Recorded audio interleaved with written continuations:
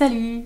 Ça faisait longtemps. Je voulais profiter d'avoir mon nouveau setup qui est en test là pour faire une petite vidéo un peu impromptue, un peu non officielle, parce que ça fait longtemps que j'ai pas fait signe sur les réseaux, une story de temps en temps à la limite. Et moi ça fait 5 ans que je crée du contenu tous les jours, ou presque j'allais dire, mais non, vraiment tous les jours.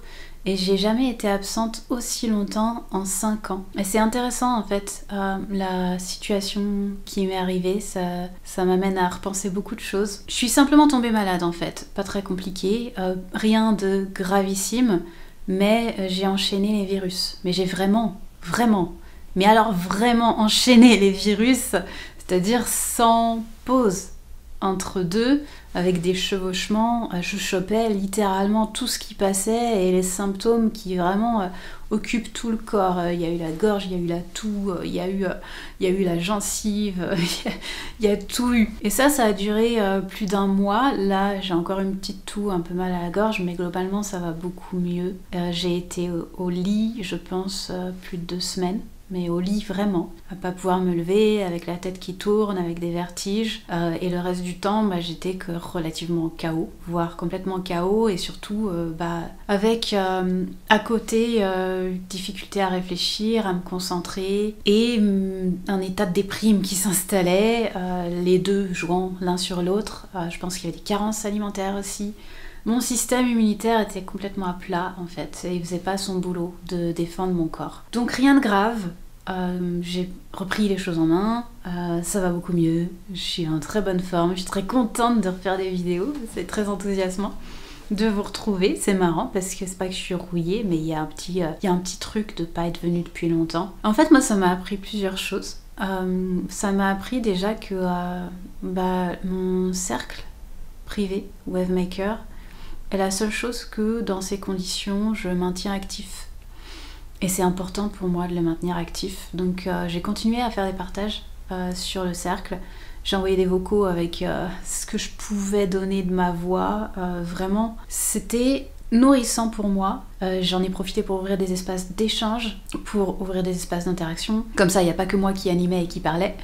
Et c'était très chouette, et ça a été important pour moi pour maintenir le sens de ce que je faisais, me maintenir active, maintenir un moteur. Parce que j'ai arrêté tout le reste. Alors j'aime autant te dire que vraiment j'ai tout mis en stand-by, tout mis en pause. Et je pense que si j'avais pas eu ce petit fil là, cet espace, que pourtant j'ai mis très longtemps à lancer parce que j'hésitais, là il prend tout son sens en fait, de plus en plus il prend tout son sens. Si j'avais pas eu cet espace, je serais sans doute rentrée dans une déprime plus profonde, parce que j'ai besoin de créer des choses, j'ai besoin qu'il y ait du sens, j'ai besoin de stimulation intellectuelle, j'ai besoin, même si je m'en suis beaucoup défendue dans ma vie, de connexion avec les gens. Et ça m'a apporté tout ça, ça a nourri plein de choses. La deuxième chose dont je me suis rendu compte, tout ça c'est pour inspiration, hein, vous chopez, faites votre marché sur ce que vous voulez prendre, c'est que je négligeais vachement mon corps. Et pourquoi? Alors je savais que je le négligeais. Ça, j'étais au courant, mais je pensais que c'était ok. Et jusque-là, on va se le dire entre nous, jusque-là c'était ok. C'est-à-dire moi, j'ai jamais eu de gros soucis. Vraiment, j'ai jamais eu de longues maladies. Mes problèmes étaient, dans ma vie, c'est essentiellement santé mentale. Mais mon corps... il se débrouille quand même pas trop mal. Si, j'ai une sciatique. J'ai une grosse sciatique après mon premier accouchement. J'ai une anémie chronique. Mais globalement, j'ai toujours réussi à fonctionner avec, sans trop de soucis. J'ai jamais eu trop à me soucier, même quand je tombais malade, de me remettre sur pied, parce que je laisse passer la vague et puis je me remets. Et là, l'exception qui confirme la règle, en fait, cette fois-ci, mon corps n'a pas fait le taf tout seul, il a eu besoin d'aide. Donc il a fallu que je prenne des compléments, il a fallu que je me renforce, que je change mon alimentation. Et ce qui est intéressant, c'est que au final, j'ai trouvé du plaisir à m'informer, à être curieuse sur ce sujet, à comprendre qu'est-ce que je voulais changer. Moi qui aime bien organiser, faire des listes, planifier, c'est un truc que j'apprécie bien. J'ai pu assouvir ça. C'est quelque chose qui est facile à faire au fond de son lit. Et maintenant, je prends cette sphère-là de ma vie un peu plus en main, même si je pourrais m'en passer, parce qu'au final, je me remets sur pied, je pourrais revenir dans la même dynamique qu'avant. Mais non, j'ai décidé que j'allais upgrader ma relation à mon corps. Donc ça, c'est une deuxième chose. La troisième chose qui m'a beaucoup habité pendant cette période-là de convalescence et de off, c'était qu'est-ce que c'est que faire une pause? Pourquoi on fait une pause? Quand est-ce que c'est ok de continuer la pause? Quand est-ce qu'il faut absolument reprendre?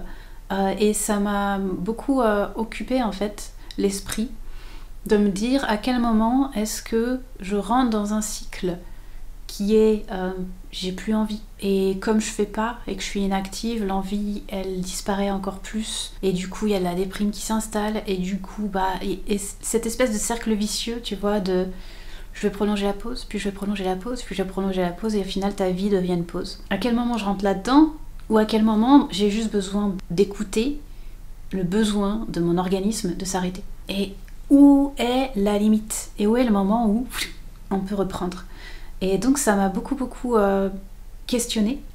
J'ai mon avis sur le sujet, déjà de base depuis longtemps, parce que par exemple c'est quelque chose que j'observe beaucoup sur notre marché. Il va y avoir, surtout sur le marché accompagnement thérapie bien-être, pour ne viser personne. Sur ce marché-là en particulier, mais sur d'autres aussi, il va y avoir beaucoup c'est ok de s'arrêter, c'est ok de ralentir, prendre soin de soi avant tout, et c'est super, mais en fait, ça vient emballer et déguiser des endroits où on n'a pas envie d'être dans son business, et si on n'a pas envie d'être dans son business et de poser des actions, et que du coup on se met en pause permanente dès qu'il y a un petit truc qui est difficile, tu vois, c'est qu'il y a quelque chose de désaligné dans l'entreprise. Il y a quelque chose de profond à réajuster. Et au lieu de ça, on vient dire oui mais là c'est dur, du coup pause. Oui mais là mon corps est un peu fatigué, du coup pause. Et là j'ai vécu un bouleversement, du coup pause. Et en fait tu vois des gens qui sont en pause tout le temps et qui communiquent limite que sur leur pause. On se demande quand est-ce qu'ils font autre chose que prendre une pause. Oh je me ressource, oh je vais faire une balade, oh je suis en pause, et là je m'arrête, et je m'exclus des réseaux sociaux, et tout le monde, c'est génial, c'est sain, c'est super, prends soin de toi et tout. Et en fait, moi je vois un énorme symptôme, quelque chose de très symptomatique d'un profond problème à l'intérieur de cette entreprise. Donc, ayant ça en tête, pour moi, je me posais vraiment la question, parce que je me suis jamais arrêtée aussi longtemps, qu'est-ce qui est pertinent? Et en l'occurrence, j'ai choisi de prolonger quand même pas mal, parce que j'ai pas repris vraiment avant cette semaine, et j'étais sur pied, même si inconfortable, mais sur pied la semaine d'avant, voire celle d'encore avant. Ouais non, celle d'encore avant, je toussais quand même vraiment sa mère. C'était impossible de faire une vidéo, mais j'étais un peu plus en forme déjà. Et donc j'ai décidé de repousser la reprise. Pourquoi? Parce qu'en fait c'était aussi l'opportunité de mettre beaucoup de choses à plat sur comment je veux travailler, et des choses qui me seraient pas forcément venues à l'esprit, ou pas maintenant, ou pas de cette manière, si j'avais pas été malade. Ouais, batterie faible. Donc en fait, du fond de mon état de dépravation, c'est pas dépravation, de délabrement, c'est ça le mot que je cherchais, c'est pas dépravé, c'est délabré, d'accord? C'est pas pareil. Donc du fond de mon état de délabrement, et ben tout simplement, j'ai ressorti mes systèmes que j'avais déjà mis en place, que j'avais déjà revus en plus en juillet. Très rigolo, j'avais déjà fait une mise à plat en juillet. J'ai ressorti mes systèmes de création de contenu, mes systèmes de travail, comment est-ce que j'organise mon temps et mes actions, tout simplement. Et j'ai revu ça en fonction de comment je me sentais. Ça veut dire tout simplement, j'ai revu le rythme à la baisse. J'ai revu les choses plus tranquilles. Et pourquoi c'est super pertinent de le faire quand t'es au fond du lit et que t'es mal, et pas d'attendre d'être mis pour faire ce travail-là? Parce que sinon, en fait, dans mon enthousiasme, dans mon énergie retrouvée, qu'est-ce que j'aurais sans doute fait? J'aurais voulu charger plus. Parce que t'as l'envie, t'as l'enthousiasme, t'as les projets créatifs, tu dis ah ouais mais il y a ça aussi et je voudrais faire ça et je voudrais faire ça. Et du coup tu dis ok, dans la matinée je peux bien caler 3 trucs, tu vois. Et non, là dans une matinée, une chose. Et en fait, c'est quelque chose que je te conseille vraiment quand t'es bas en énergie. Meilleur moyen pour réussir à avoir une planification qui t'en demande pas trop. À revenir aux actions essentielles et vraiment pas en mettre d'autres. Parce que ton corps te dit, quand t'es en train de noter sur le planning, oh non, ça je pourrais pas. Ah non, là maintenant je pourrais pas. Ah non, ça va être compliqué. Ou ça me prendrait une éternité. Et Ton énergie corporelle n'est pas présente même pour se projeter dans l'action. Et du coup, eh bien, tu vas te laisser un long timing. Tu vas dire, faut vraiment que je puisse être dedans avec une belle intention, en me sentant bien. Et tu vas pas du tout prendre les mêmes décisions que si tu étais au taquet, tu vois. Et là, je suis en train de tester ce planning-là. Et ça me paraît pas mal. C'est vraiment tranquille, en fait. Je suis sur un rythme totalement différent par rapport à avant. Et j'ai l'impression que ça correspond beaucoup plus à la personne que je suis aujourd'hui. Donc, il y a eu un réalignement. Je vois vraiment cette période comme un reset. Un gros reset. J'ai senti ça comme ça, même dans mes envies, il y a des choses qui ont changé. Dans la clarté que j'avais sur ce que je veux faire, il y a des choses qui ont changé. J'ai l'impression que dans ma posture, là, il y a des choses qui ont changé. Vous me direz, ceux qui me suivent depuis un moment. Je vais pas dire que tout est juste et je suis tombée malade pour une bonne raison, mais au final, c'est quand même un peu ça ma vision de la vie, c'est que les choses ont une raison d'être.